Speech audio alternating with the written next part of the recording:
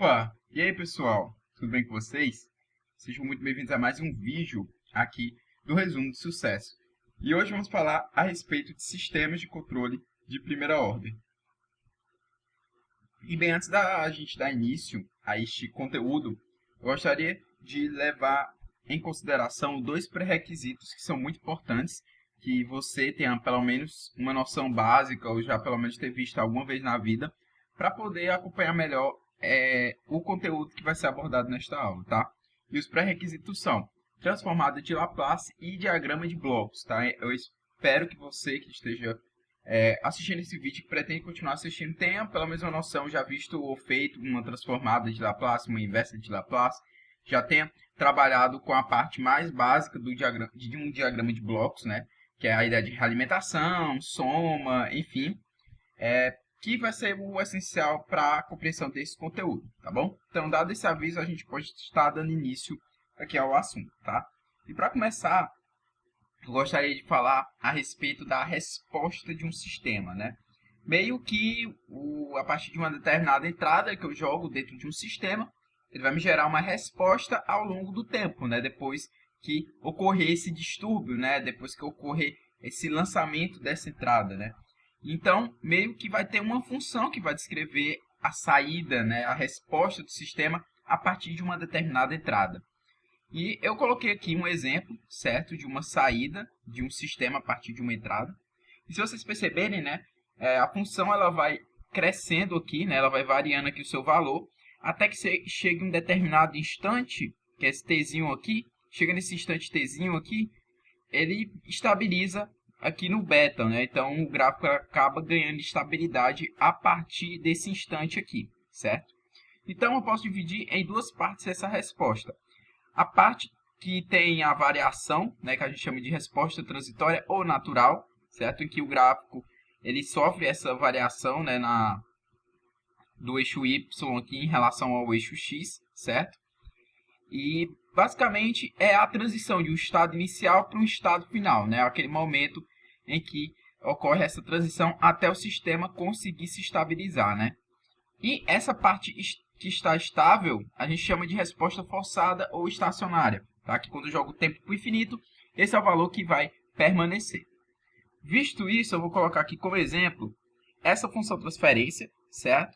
E botei aqui uma entrada, tá? Que no caso é um degrau unitário, mas como eu estou falando aqui do domínio S, né?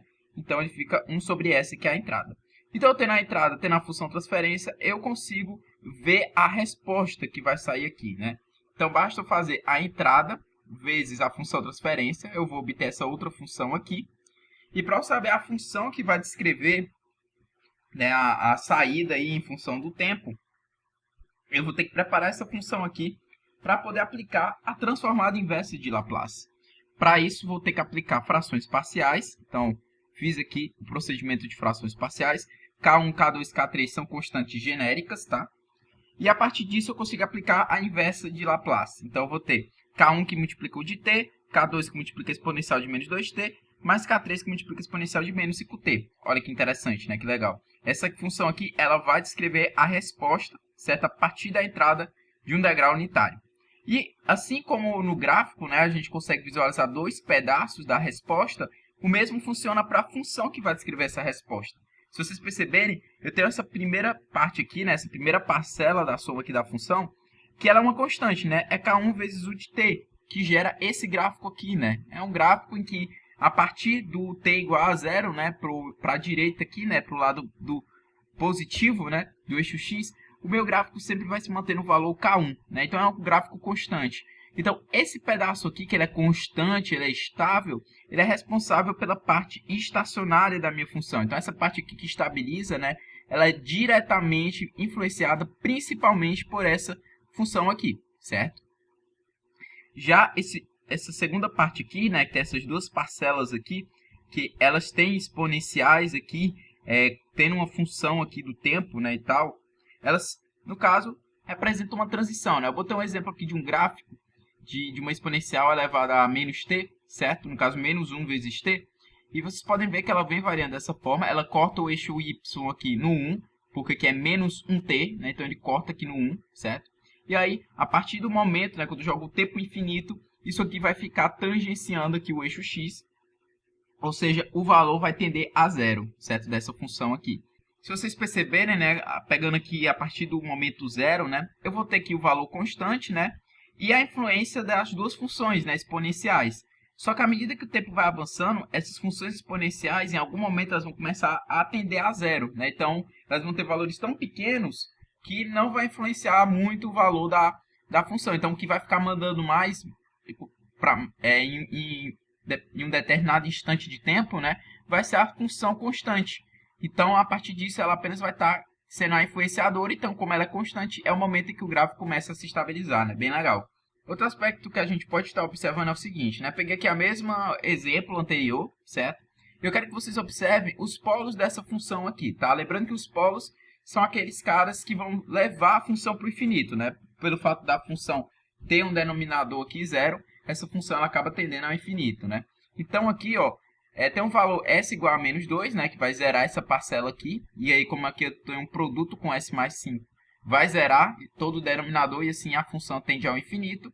E o mesmo vale para o s igual a menos 5, né? Ele vai zerar aqui a segunda parcela aqui, né? E aí vai multiplicando com s mais 2, vai zerar tudo. E aí o denominador sendo zero vai tender a função para o infinito, tá? Temos também o polo da entrada como a entrada, né? É 1 sobre s. A única forma de zerar o denominador é o s sendo igual a zero, tá? Então, s sendo igual a zero, a gente zera o denominador e a função vai para o infinito. Show! O que é que tem a ver os polos aqui, né, gente? Por que é que eu estou trazendo os polos? O que é que isso tem a ver com a função que eu mostrei anteriormente, com resposta forçada e resposta transitória? O que é que tem a ver, né? Vamos lá. É o seguinte. Se vocês observarem, esses polos aqui, né, esses três polos aqui, eles aparecem aqui nessa função, né? Eu vou mostrar isso agora para vocês, ó. Se vocês perceberem, o menos 2 e o menos 5, eles aparecem aqui nos expoentes das exponenciais, tá? Isso é padrão, gente. Os polos da função, eles são responsáveis, eles têm uma certa influência, né, em como vai ser a resposta transitória, certo? Então, eles têm essa influência. E o polo da entrada, ele vai influenciar na resposta estacionária, tá? No pedaço estacionário da minha resposta. Como aqui é zero, né, que é como se fosse uma exponencial elevada a zero, que é igual a 1. Então, fica só a constante, né? Então, fica até lógico que essa aqui vai ser a minha parte estacionária, certo? Então, os polos eles têm essa influência. Outro ponto também é que os zeros e os polos da entrada ou da função transferência, eles também podem contribuir com as amplitudes das partes componentes da resposta total. Que amplitudes seriam essa? O K1, K2, K3, né? Que são os termos aqui que multiplicam, tá? E eles meio que são constantes que a gente, no exemplo que eu dei, né? No caso, a gente obteria por meio do procedimento de frações parciais, que querendo ou não, recebe a influência desses polos, dos zeros da função, certo? Então, como vocês podem perceber, né, essa tem uma conectividade, certo? A gente consegue entender muito bem a estrutura, né, de uma resposta a partir dos seus zeros, polos da função, né, e como isso influencia, de certa forma, no comportamento, né? Isso é bem interessante e vai ser muito útil para esse conteúdo, tá? Agora a gente vai começar realmente a falar de sistema de primeira ordem. Até aqui foi uma introdução mais em sistemas de controle, né? Isso aqui é uma introdução interessante nesse conteúdo de sistemas de controle. Agora a gente vai falar de sistemas de controle de primeira ordem, de fato. Então vamos lá. Inicialmente, né, eu botei aqui um circuito RC, certo? Que é um circuito que tem um gerador, resistor, capacitor, tá? Circuito simples. A gente pode traduzir esse circuito para esse diagrama de blocos. Eu tenho esse tema T letra de forma, eu vou chamar de tal, certo? Para diferenciar do Tzinho do tempo, que a gente já vai tratar com ele, né? Então, eu vou chamar isso aqui de tal. Tal é uma constante, tá? No caso aqui do exemplo RC, né? Meio que seria a resistência do resistor vezes a capacitância do capacitor, a multiplicação desses dois caras iam resultar o meu tal aqui, certo? Mas como eu estou simbolizando aqui letras, né? Não estou trabalhando com valores numéricos, eu vou botar o tal, certo? Mas enfim, o tal é uma constante, beleza? Então, eu tenho uma realimentação, certo? Meio que é uma boa forma de simbolizar esse circuito RC. Mas eu posso simplificar mais ainda, né? Você pode tratar essa parte aqui como 1, tá? Sendo um bloquinho aqui com valor 1. E aí você aplica a regra de realimentação para o diagrama de blocos. E aí você consegue fazer essa simplificação, tá? Essa representação 1 sobre tal vezes S mais 1 é um exemplo de uma fórmula geral de sistema de primeira ordem. Ela ainda não é a mais geral possível de todas, né? A melhor de todas, mas é um belo exemplo, tá? A gente está pegando aqui um sistema simples, né? Então ela acaba se tornando um bom guia. Mas bem, eu tenho uma função transferência, né? Eu assumindo que a minha entrada aqui seja um degrau unitário, por exemplo, eu consigo calcular a minha saída, certo? Mesmo procedimento que a gente fez no exemplo anterior, certo? Então eu vou obter esse resultado, ok? E aí o que é que eu vou fazer? Vou fazer o procedimento de frações parciais. Aqui eu abri um pouco mais para vocês, né? Esse procedimento das frações parciais para encontrar o valor de A e B, né? Que são constantes. Mas eu não vou explicar tão a fundo a lógica. Qualquer coisa você pode pausar. Isso aqui é conteúdo mais envolvendo transformada de Laplace, misturado com a técnica de frações parciais, certo? Mas enfim, fazendo o procedimento aqui, a gente consegue encontrar o valor de A igual a 1 e o valor de B igual a menos t, tá? Menos tal, quer dizer, menos tal. Aqui tá menos 1, mas foi erro da minha parte na escrita, tá? Que é menos tal, beleza? E aí, fazendo essa substituição, né, nas frações parciais, então peguei o valor de A, o A aqui botei 1, o B eu botei menos tal, né? Então menos veio para cá, enfim, é menos tal. E agora que a gente fez o procedimento de frações parciais, a gente tem que agora preparar o terreno para aplicar a inversa, né? Porque o que acontece? Essa aqui ainda não é uma identidade que a gente conhece a ponto de facilmente fazer a inversa de Laplace. Então, o que é que eu tenho que fazer? Eu vou dividir em cima e embaixo por tal. Como você pode ver, eu dividi em cima por tal, e embaixo também dividi todo mundo por tal. E a partir disso eu consegui identificar uma identidade da transformada de Laplace, né? Esse aqui tem na tabela de Laplace. Então, eu consigo facilmente aplicar a sua inversa. Então, aplicando a inversa, eu obtenho esta função. Bem legal, né? Esta aqui é a função que descreve a resposta desse sistema para uma entrada como degrau unitário. Uma coisa que eu quero que vocês observem é o seguinte. Se o meu t for igual a zero, ou seja, para o tempo instante igual a zero, eu vou ter o valor igual a zero, né? Então, o estado inicial do meu sistema é zero, certo? Se eu botar o tempo infinito, eu vou perceber, né, que o valor aqui dessa função vai tender a 1. Né? Então, ele vai começar a se estabilizar no valor 1, certo? Quando o t vai para o infinito. Então, a partir disso, eu consigo montar essa função. Yuri, como é que tu já disse que a forma é desse jeito? Podia ser de vários outros jeitos. Sim, poderia. Mas é do nosso conhecimento que, para a entrada degrau unitário e considerando um sistema de controle de primeira ordem, o RC aqui é um exemplo, né, é um circuito que a gente representa como sendo um sistema de primeira ordem. A característica do gráfico é essa, né? Que foi aquele primeiro gráfico que eu mostrei para vocês, né? Tem aqui a parte transitória, que é essa transiçãozinha que vai crescendo e tal, que é influenciada por essa parte aqui, ó, da exponencial a menos tzinho sobre tal, né? Como vocês podem observar. E eu tenho a parte que vai estabilizar, né? Eu tenho a parte estacionária aqui, ó, que é basicamente o valor constante, que é 1, certo? Então, o que eu quero que vocês observem também outro aspecto, tá? Agora eu vou falar melhor do tal, certo? Se eu botar um instante igual a tal, ou seja, no momento aqui em que o valor aqui no eixo x chega ao tal, eu vou obter 0,632, tá? Então, quando o meu tempo for tal, ele vai bater aqui ao 0,632, que é 73,2% do meu valor final. Então, esse tal, ele por padrão, dentro do sistema de primeira ordem, é o que a gente chama de constante de tempo. E quando eu jogo essa constante de tempo aqui no gráfico, e eu olho o valor que corresponde à constante de tempo, é exatamente 73,2% do valor final, certo? Então, é só por meio do conhecimento dessa constante de tempo e tal, a gente consegue chegar a esse conhecimento, né? O 73,2% do valor final e vice-versa, né? Se eu tiver o 73,2% do valor final, eu consigo chegar ao constante de tempo. Ou seja, Yuri, mas o que é que isso me ajuda? O que é que isso vai influenciar na minha vida? Já já você vai entender melhor. Mas o que eu queria agora era acrescentar um outro conceito que vai complementar a constante de tempo. E aí, à medida que o vídeo for caminhando, vai fazer ainda mais sentido porque é que eu estou falando isso e explicando isso aqui para você, tá? Eu peço muito a sua concentração e paciência. Então vamos lá. O que é que eu vou fazer? Eu deixei aqui a mesma linha de cima, apaguei só essa parte de baixo. E eu peguei essa função aqui, ó. A função inicial aqui, ó, que a gente simplificou a realimentação, tá? E aí o que é que eu vou fazer? Vou dividir em cima e embaixo por tal, certo? O meu procedimento que eu fiz no 1 aqui, ó, que eu marquei de vermelho, tá vendo? Foi a mesma coisa, dividir numerador e denominador por tal. Então, dividi em cima e baixo, obtive essa função aqui. Só que o que é que eu vou fazer? Em vez de ficar 1 sobre tal, eu vou substituir ele por A, certo? Você pode ver que ficou um negócio bem mais bonito, né? Isso aqui é uma outra representação genérica, tá? É outra representação genérica de um sistema de primeira ordem. Mas eu te pergunto, né? Mas aí você me pergunta, né? Yuri, mas esse A é um qualquer coisa? Não, esse A ele realmente é uma variável que tem uma importância, né? Tem um nome, certo? Que é o que a gente chama de frequência exponencial. A parte aqui do exponencial eu já vou explicar porque que é frequência exponencial, né? Porque desse exponencial aqui. Mas a frequência é um pouco óbvio, né? Porque o que acontece? O tal é a constante de tempo. A gente está falando tempo, instante, período. E o Azinho aqui, né? A frequência exponencial é calculada através do inverso da constante de tempo, ou seja, o inverso do período. Se a gente faz o inverso do período, a gente obtém uma frequência. Então, por isso, frequência aqui, certo?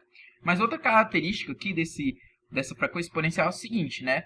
Para mostrar para vocês, eu peguei a função, certo? Que descreve a resposta aqui desse sistema na entrada, degrau unitário, e eu substituí pelo Azinho, certo? Meio que aqui, em vez de menos 1 tal vezes Tzinho, ficou menos A vezes Tzinho, tá? Ficou dessa forma. Não mudou muita coisa, é a mesma função, só escrevi usando outra variável, certo? O que é que eu vou fazer agora? Eu vou aplicar a derivada. Por que eu apliquei a derivada? Lembre que a derivada me dá a taxa de variação, ele me dá a inclinação do gráfico, né? E aí basta dizer em que momento eu quero ver essa inclinação, certo? E eu quero ver no início. E se vocês aplicarem a derivada e botar o t igual a zero, você vai obter o valor A. Ou seja, a taxa de variação no começo, né, da minha exponencial, que é aquele momento da resposta transitória, né, que está crescendo, é basicamente o valor do A, da frequência exponencial. Então, esse termo aqui, exponencial, está relacionado com essa relação aqui do Azinho, né, de descrever a taxa inicial da variação da exponencial, né. Outro ponto que eu quero que vocês observem é que nessa função aqui, o meu polo é menos A. E colocando aqui o gráfico, né, eu esqueci o nome desse gráfico, mas aquele gráficozinho que a gente marca os polos e os zeros da função, né? Marquei aqui o menos A, né? Se o meu A for maior, né, à medida que ele é maior, esse meu menos Azinho ele tende a vir mais para a esquerda, né? Isso é um pouco óbvio. Por exemplo, se meu A é 3, meu polo é menos 3, então menos 3 vai estar mais ou menos por aqui. Se o meu A for 10, aí o meu polo é menos 10, e o menos 10 vai estar um pouquinho mais para cá, assim, entendeu? E querendo ou não, menos 10 é mais afastado do eixo vertical aqui do que o menos 3. Então, o que é que eu quero dizer? É que quanto maior o A, mais afastado o polo vai estar do eixo aqui imaginário, né, do eixo vertical aqui, desse mapa aqui de polos, certo? E outro ponto também é que quanto maior o A, quer dizer que maior vai ser a taxa de variação no começo da minha exponencial. Ou seja, mais rápido vai crescer o meu gráfico, né? Então, uma outra analogia que a gente pode fazer para compreender essa linha de raciocínio é só lembrar.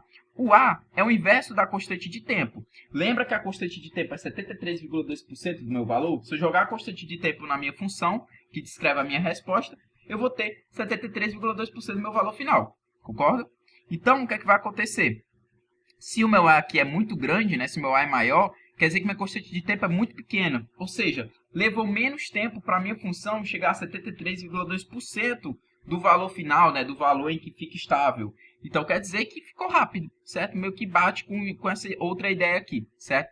Então, a constante de tempo e a frequência exponencial, elas conversam muito entre si, certo? E elas vão ajudar muito a gente a entender coisas da resposta da função, tá? Porque a ideia aqui é o seguinte, só por meio do conhecimento dos polos, entendeu? Ou constante de tempo, ou consequentemente da frequência exponencial, né? Por meio do entendimento dessas variáveis, eu consigo compreender melhor a resposta do meu sistema de primeira ordem. Eu também consigo decifrar uma função de transferência quando eu não sei como é meu sistema. Eu sei apenas a minha entrada e a minha saída, eu não sei o que acontece dentro da caixa, mas eu consigo montar uma função que realmente obedece à entrada e à saída que eu tenho, certo? Vocês já vão ver isso. Mas, antes, eu quero apresentar dois conceitos que são abordados a partir desse A, né? Que é a frequência exponencial. Que é o quê? Tempo de subida, que é basicamente o intervalo de tempo para que a forma de onda, né, ou seja, a minha função resposta vai de 10% a 90% do seu valor final, ou seja, eu vou pegar o tempo que leva para chegar a 90% do valor final e subtrair do tempo que levou para chegar a 10% do valor final. Logo, eu vou ter um intervalo de tempo de 10% do valor a 90% do valor, ok? Então, como é que eu encontro esse tempo? Ah, bem simples. Eu pego a função que descreve a minha resposta e igualo a 0,1. 0,1 é 10%, né? Se o meu valor final ele vai tender a 1, né? Então 0,1, ok? Representa 10%. A partir disso, né, eu faço contas matemáticas aqui, que é o quê? Eu subtraio os dois lados por 1, faço o jogo de sinal, aplico o logaritmo natural dos dois lados para ir embora com a exponencial, jogo de sinal novamente, isolo um instante e aí obtemos 0,1 sobre A. Ou seja, se eu fizer 0,1 sobre A, eu vou obter o instante que leva para chegar a 10% do valor, certo? Isso apenas tendo conhecimento dessa frequência exponencial. Para os 90% é a mesma ideia, certo? É a mesma lógica, e aí eu obtenho 2,3 sobre A, certo? E aí, substituindo essa primeira fórmula aqui, a gente obtém 2,2 sobre A, tá? Isso aqui, fazendo essa conta, a gente obtém já esse tempo, certo? Já agiliza muito a sua vida, né? Se você precisar fazer um estudo, né, envolvendo esse tempo de subida, você faz essa conta aqui e você já obtém. O próximo é o tempo de acomodação, que é o quê? É o tempo que leva para chegar a 98% do seu valor, né? Ele fala que a resposta alcance e fique em uma faixa de 2% então do seu valor final, né? A gente aproxima aqui para 98%. É basicamente o tempo que leva para chegar a 98% do seu valor, certo? Mesma ideia, tá? Mesma ideia anterior, a gente iguala a 0,98, faz as mesmas contas e aí a gente obtém 3,91 sobre A. A maioria dos autores e obras faz esse arredondamento, então eu fiz também arredondei para 4 e ficou 4 sobre A, certo? Fazendo essa conta, a gente encontra o tempo de acomodação, que é o tempo que leva para chegar a 98% do valor final, certo?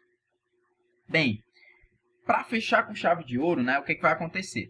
A gente anteriormente viu essa forma aqui de simbolizar, né, uma fórmula geral para simbolizar um sistema de primeira ordem. Só que esse numerador, né, esse Azinho aqui, ele é um caso do RC, né, ele é consequência de um caso RC, mas nem sempre vai ser o Azinho, né, tipo, que é o igual que está aqui, né. Então, para ficar mais fiel ainda, né, e ter uma representação mais genérica possível, né, é botar esse casão, né. Esse casão aqui é uma constante, tá? Eu já vou falar como é que faz para encontrar ela, certo? Essa aqui é a representação geral, certo? A melhor representação geral de um sistema de primeira ordem, tá bom? E aí o que é que vai acontecer? Eu supus aqui um exemplo que eu comentei já, que é o seguinte: eu tenho a minha entrada, tenho a minha resposta, mas eu não sei o que é que tem aqui dentro. E eu quero alguma forma, né?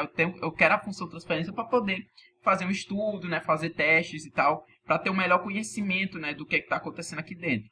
E a melhor forma de você fazer isso é utilizar essa fórmula geral e a partir desse conhecimento de entrada e saída você monta, né, uma função que vai obedecer essa regra, certo? Então, como é que faz? Vou jogar ela aqui, vou assumir que o que está dentro dessa caixa é K sobre S mais A. Por que eu posso assumir? Porque eu estou vendo minha resposta. E eu estou vendo que a forma da onda, né, de tipo, tem esse crescimento aqui que é meio que uma curvinha, né, e depois estabiliza em um determinado instante, né, e fica nesse valor até o infinito. Eu sei que isso aqui é próprio de um sistema de controle de primeira ordem, até porque a minha entrada é um degrau unitário, né? Então eu sei que para um degrau unitário é essa a lógica para um sistema de controle de primeira ordem. Então por isso que eu posso assumir essa fórmula geral, tá bom? Então eu multipliquei aqui com a entrada, como se eu estivesse tentando calcular a função aqui que descreve, né, essa resposta, certo? E aí eu obtive esse valor. Só que o que é que vai acontecer, né? A gente vai aplicar frações parciais, né, o procedimento aqui, o cálculo, né, do A e do B, certo? Qualquer coisa você pode pausar o vídeo e ver com calma o procedimento, mas aqui eu estou só fazendo as frações parciais e calculando o valor de A e de B. E aí eu obtenho que A é K sobre A e B é menos K sobre A. Então tá aqui, ó, certo?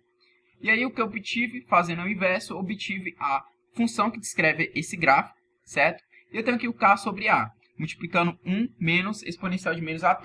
E por que tu chegou até aqui? Porque tu quer a função se a gente já tem aqui, né, o gráfico já? Porque é o seguinte, que eu queria que vocês observem, né? Quando eu distribuir esse K sobre A, né, multiplicar K sobre A vezes 1, eu vou ter uma constante. E eu quero que vocês lembrem que a constante ela vai influenciar, ela vai ser a principal na parte da resposta estacionária, da resposta forçada, que é o quê?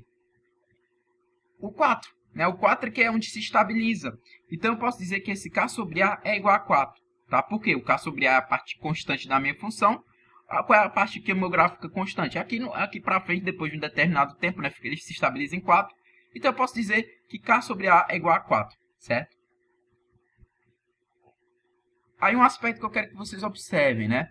Se, por meio do conhecimento dessa função, eu sei o 73% de 4 e eu consigo localizar o tempo que escreve isso, né? O 73% de 4, eu consigo achar minha constante de tempo, certo? Se eu acho minha constante de tempo, eu acho meu A. E se eu acho meu A, eu acho meu K, certo? E aí o que acontece? Eu achando o meu A, eu sei esse valor aqui, né, que vai estar somando com S. Eu sabendo meu K, eu sei o valor aqui de cima. Então eu consigo montar uma função que descreve, né, e obedece essa regra aqui do sistema, né? Entrada do degrau unitário e essa ser a saída, certo? Yuri, mas não tem problema de dar ruim para outros casos e tal? É porque o que acontece? A ideia, né, o degrau unitário, ele normalmente, como né, ele é constante e tal, ele meio que passa aqui o que ficou aqui dentro, né? E a partir do estudo disso aqui, a gente consegue montar uma função que obedece essa regra, certo? O degrau unitário ele é muito bom nessa função, né? Eu jogo dentro, ele me dá uma resposta em que eu consigo montar e chegar a uma função transferência que obedece essa regra. E como é um degrau unitário, né, ele é uma unidade 1, né, no infinito assim, meio que o que sai é como se fosse o que tivesse aqui dentro, certo?